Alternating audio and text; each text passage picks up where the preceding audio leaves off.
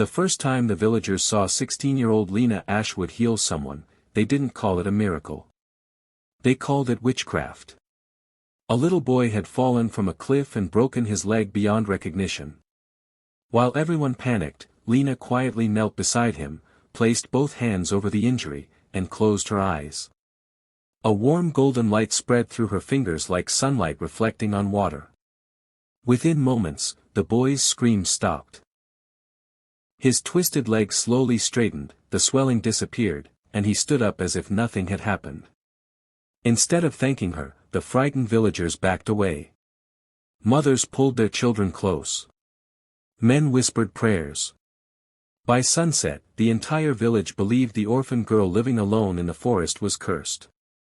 My name is Lena Ashwood, and this is the story of how the people who feared me the most became the ones begging for my help. I was only 6 years old when my grandmother found me crying beside the ruins of an abandoned temple hidden deep inside Ravenwood forest. She never told me where I came from, only that I had been wrapped in a white blanket embroidered with a silver phoenix. As I grew older, strange things began happening whenever someone near me was injured. Cuts disappeared beneath my fingertips. Fevers broke after I touched a forehead. Dying flowers bloomed again when I watered them. Every time I healed someone, however, I became weaker. Sometimes I slept for 2 days afterward. Sometimes my own hands bled without injury. Grandma always warned me, your gift is borrowed light. Every life you save costs you a little of your own. Before she died, she made me promise never to heal someone out of anger, pride, or greed. Your power belongs to hope, she whispered with her final breath. The day you use it for yourself, it will disappear forever. After her funeral, I lived alone in our small wooden cottage surrounded by towering pine trees. People came secretly at night asking for help with sick children or wounded animals, but by morning they pretended they had never spoken to me. The village priest called me dangerous. The blacksmith refused to look me in the eyes. Children threw stones at my windows while shouting, "Forest witch." I never answered them. Grandma had taught me that fear often speaks louder than kindness. One cold winter morning, frantic bells echoed across the valley. The mayor's only son, 12-year-old Oliver, had been attacked by a massive wolf while riding through the mountains. By the time hunters carried him home, he had lost so much blood that even the kingdom's finest physician quietly admitted there was nothing more he could do. The mayor had spent years calling me a curse upon the village.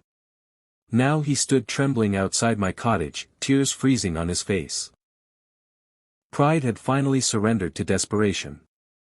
"Please," he whispered. "Save my boy." I looked into his exhausted eyes and saw not a powerful leader but a terrified father. I picked up my old leather satchel and followed him without saying a word. Oliver lay unconscious, his breathing shallow and uneven. Deep claw marks covered his chest. Every person in the room watched silently as I placed my hands over his wounds.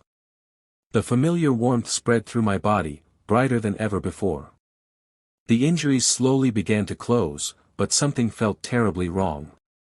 Instead of fading after a few moments, the golden light grew stronger until it filled the entire room. Pain exploded through my chest. My heartbeat slowed. I realized Oliver's wounds weren't ordinary.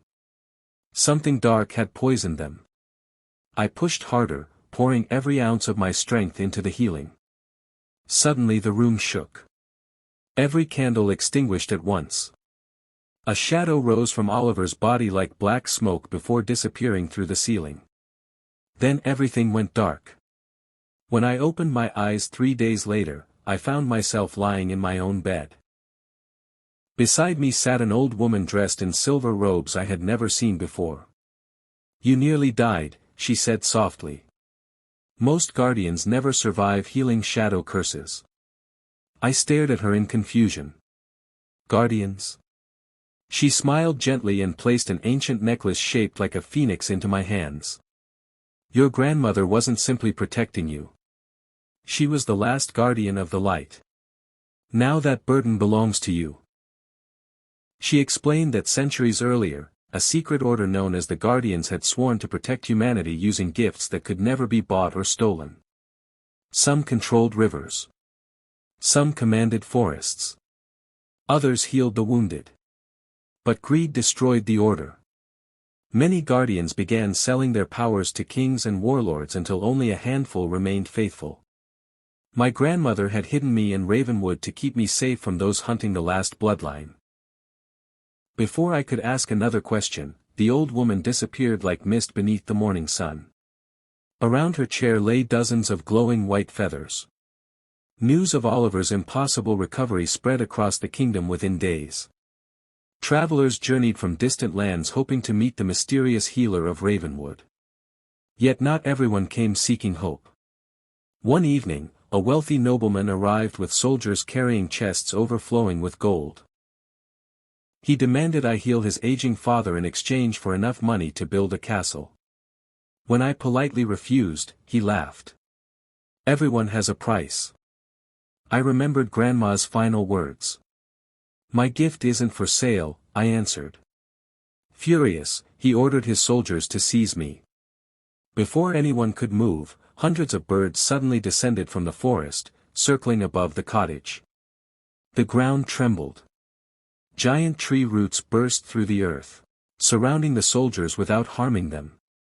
The forest itself had answered. Terrified, the nobleman fled, leaving every chest of gold behind.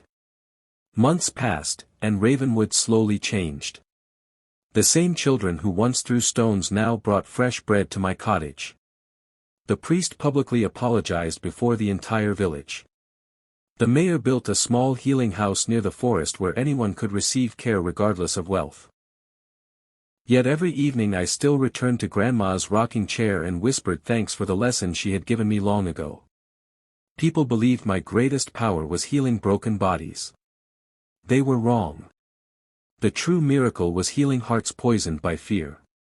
Years later, travelers would tell stories about the mysterious girl who could cure impossible illnesses with nothing more than her hands. Some called me a saint. Others still called me a witch. I never corrected either of them. Titles never mattered. Every life I saved reminded me that real magic was never about glowing light or ancient bloodlines. It was about choosing compassion when the world expected revenge. And somewhere deep within Ravenwood Forest, whenever the wind carried white feathers through the trees, I liked to believe Grandma was smiling, knowing her borrowed light had become someone else's hope.